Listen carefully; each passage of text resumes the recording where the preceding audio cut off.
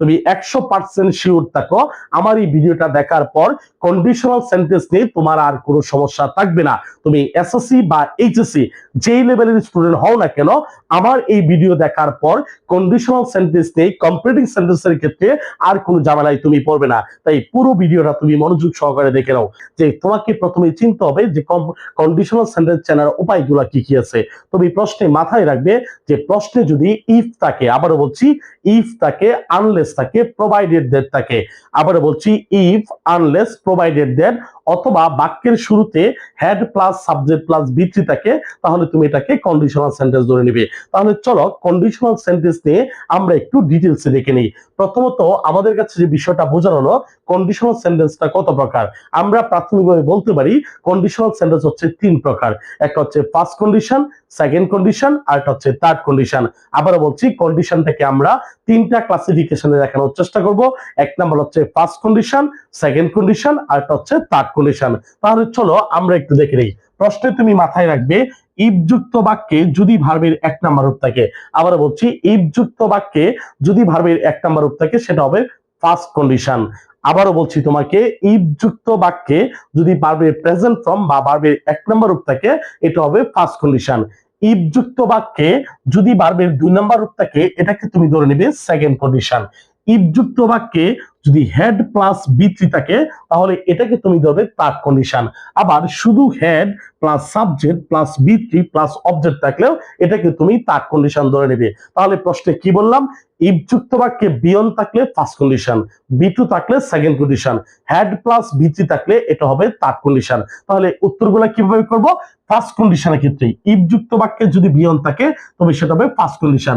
First কন্ডিশনের উত্তর হবে subject plus will plus B one plus হবে অবজেক্ট। আশা করি বিষয়টা তোমাকে বুঝাতে পেরেছি। ইফ যুক্ত বাক্যে বি2 থাকলে এটা হবে সেকেন্ড কন্ডিশন। সেকেন্ড কন্ডিশনের উত্তর হবে subject plus would plus B one plus হবে অবজেক্ট। ক্লিয়ার? তাহলে চলো এবার আমরা থার্ড কন্ডিশনটা দেখে নেই। থার্ড কন্ডিশন হচ্ছে ইফ যুক্ত বাক্যে যদি হেড প্লাস বি3 থাকে অথবা শুধু হেড প্লাস সাবজেক্ট প্লাস বি3 প্লাস অবজেক্ট থাকে, এটা হবে থার্ড কন্ডিশন। থার্ড কন্ডিশনের উত্তর হচ্ছে শুরুতে সাবজেক্ট, তারপর হবে would have, would have, would have plus বি3 প্লাস হবে অবজেক্ট। এটা হচ্ছে থার্ড কন্ডিশন স্ট্রাকচার। আমি এক নজরে বলে দিচ্ছি, ইফ যুক্ত বাক্যে বিয়ন থাকলে সেটা হবে ফার্স্ট কন্ডিশন।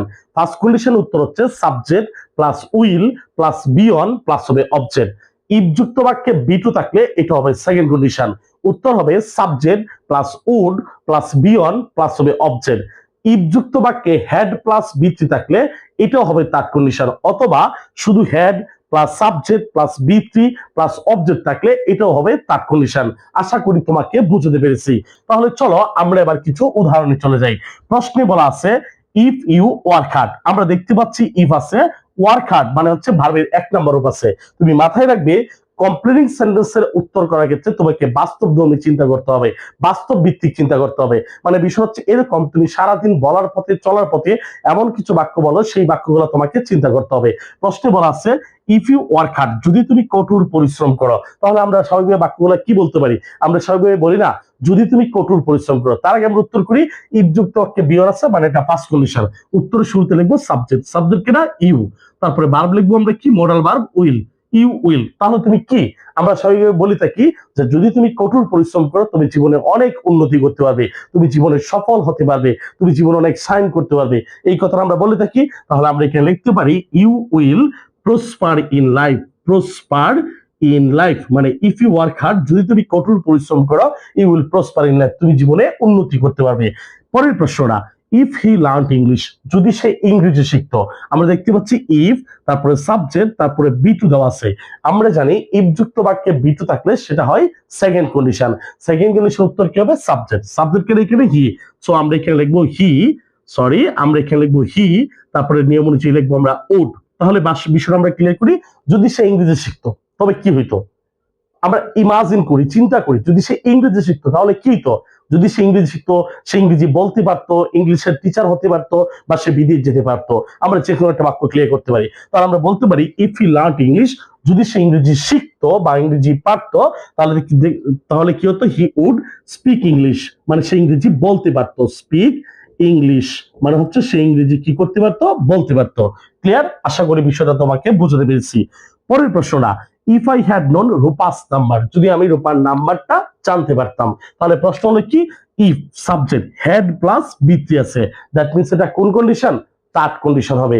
তাহলে উত্তরের শুরুতে কি লিখবো, সাবজেক্ট, সাবজেক্ট কেনা আই, আমরা কি লিখবো আই, তারপর লিখবো would have, would would have. আচ্ছা, প্রশ্নে বলা আছে if I had known Rupa's number, যদি আমি রূপার নাম্বারটা জানতে পারতাম তাহলে কি করতাম, আমি তারে ফোন করতাম। তাহলে আমরা এখানে বলতে পারি I would have, would have এর পরে কি হয়, বৃত্তি, তাহলে ফোন না লিখে আমরা লিখবো ফোন, ফোন হার, আমি তাকে কি করতাম, ফোন করতাম। আশা করি বিষয়টা আপনাকে বোঝাতে পেরেছি। পরের প্রশ্নটা, had I been rich man, যদি আমি ধনী মানুষ হইতাম। প্রশ্ন দেখেন ইফ নাই, কিন্তু হেড আছে, সাবজেক্ট আছে, বৃত্তি আছে, তার মানে এটা কোন কন্ডিশন, থার্ড কন্ডিশনের মধ্যে পড়েছে। তাহলে had I been rich man মানে যদি আমি কি হইতাম, ধনী হইতাম, তবে আমি কি করতাম, তার আগে আমরা স্ট্রাকচারটা মিলে নিই। শুরুতে কি লিখবো, সাবজেক্ট, সাবজেক্টকে আই, তারপর লিখবো উড হ্যাভ, আমরা এখানে লিখলাম উড হ্যাভ, উড হ্যাভ মানে যদি আমি ধনী হইতাম তবে আমি কি করতাম, আমি গরিবদেরকে সাহায্য করতাম। তাহলে উড হ্যাভ এর পরে কি হয়, বৃত্তি, সাহায্য, সাহায্য ইংলিশে কি, হেল্প, তাহলে হেল্পের বৃত্তি লিখবো আমরা হেল্প দা, আমরা এখানে লিখবো পোর পিপল, আমি গরিব লোকজনকে কি করতাম, সাহায্য করতাম। আশা করি বিষয়টা আপনাকে বুঝতে পেরেছি। এক নজরে বলে নিচ্ছি, কন্ডিশনাল সেন্টেন্স ছিল তিন প্রকার, first condition, second condition, third condition. If যুক্ত বাক্যে বিয়ন থাকলে সেটা ছিল ফার্স্ট কন্ডিশন, ইফ যুক্ত বাক্যে বিতে থাকলে সেটা ছিল সেকেন্ড কন্ডিশন, ইফ যুক্ত বাক্যে হ্যাড প্লাস বৃত্তি থাকলে বা শুধু হ্যাড প্লাস সাবজেক্ট প্লাস বৃত্তি প্লাস অবজেক্ট থাকলেও এটা হচ্ছে থার্ড কন্ডিশন। আমাদের প্রশ্নে বলা ছিল ফার্স্ট কন্ডিশন উত্তর হবে subject plus will plus B one plus object, second condition উত্তর হবে subject plus would plus B one plus object, third condition উত্তর হবে subject plus would have plus বি3 প্লাস অবজেক্ট। আশা করি পুরো প্রসেসটা তুমি বুঝতে পেরেছো। এছাড়াও তুমি যদি এসএসসি বা এইচএসসি স্টুডেন্ট হয়ে থাকো, তোমার কোন টপিকের সমস্যা নিচের কমেন্টস বক্সে তুমি অবশ্যই আমাদেরকে জানিয়ে যাবে। সবার জন্য শুভকামনা, সেই পর্যন্ত ভালো থাকবে। আসসালামু আলাইকুম।